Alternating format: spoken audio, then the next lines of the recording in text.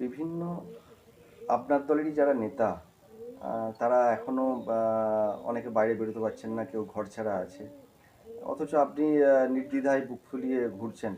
অনেকে অ্যারেস্ট হয়েছে, আপনি অ্যারেস্ট হননি কেন? বাপ মায়ের আশীর্বাদ, গ্রামের মানুষের ভালোবাসা এবং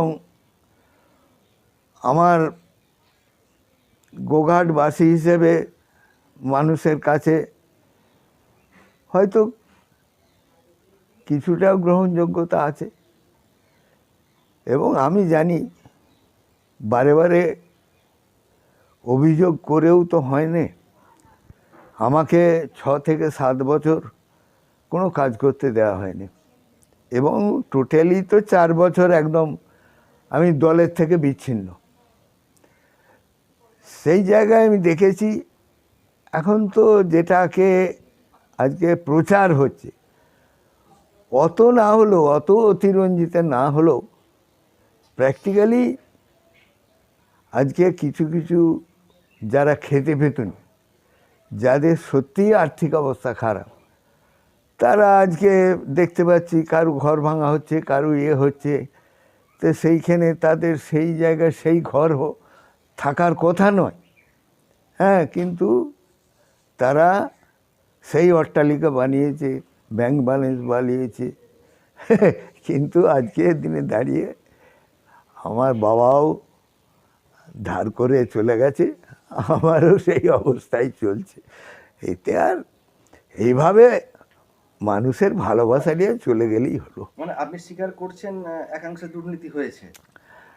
স্বীকার করতে তো বাধ্য, আমাদের চোখের সামনে হয়েছে, কিন্তু আমরা প্রতিবাদ করেও তার মূল ব্যাখ্যা পাইনি।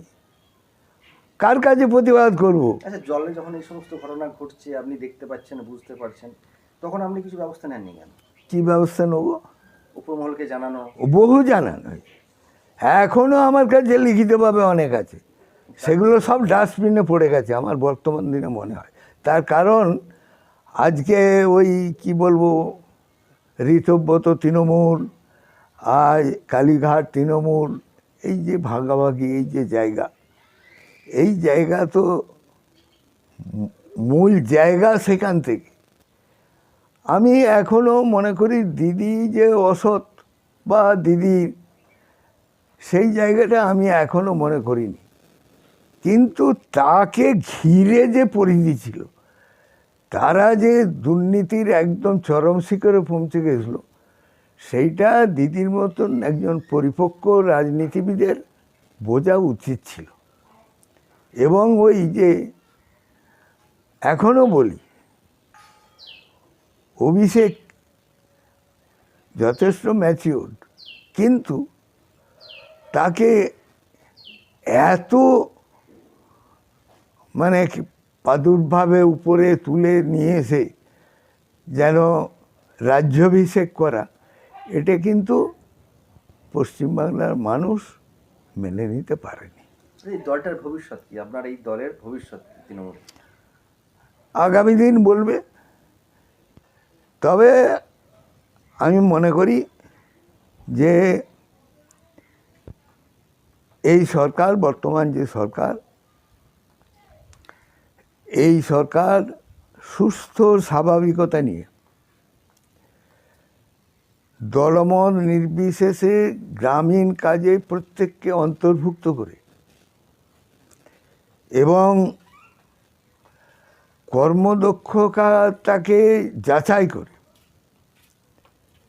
যদি পঞ্চায়েত, পৌরসভা, যেগুলো কাজ করার মূল জায়গা, সেইগুলো যদি প্রতিষ্ঠিত করতে পারে এবং উপযুক্ত লোককে উপযুক্ত দায়িত্ব দিতে পারে, তৃণমূলের মতন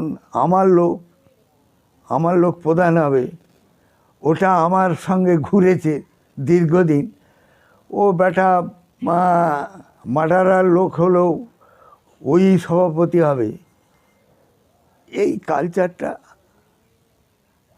গ্রামের মানুষের মুখ চেয়ে, দলের মুখ চেয়ে, আগামী ভবিষ্যতের প্রজন্মের মুখ চেয়ে এইটা যদি বন্ধ করে উপযুক্ত কর্মদক্ষ মানুষদের যদি উপযুক্ত দায়িত্ব দেয়, এ দল বহুদিন টিকবে। আর না হলে 5 বছর 10 বছর, পরিবর্তনশীল জগৎ, আসবে যাবে। আচ্ছা, এটা তো গেল আপনার নিজের চিন্তা ভাবনা বা ওই দলের উপর অভিব্যক্তি।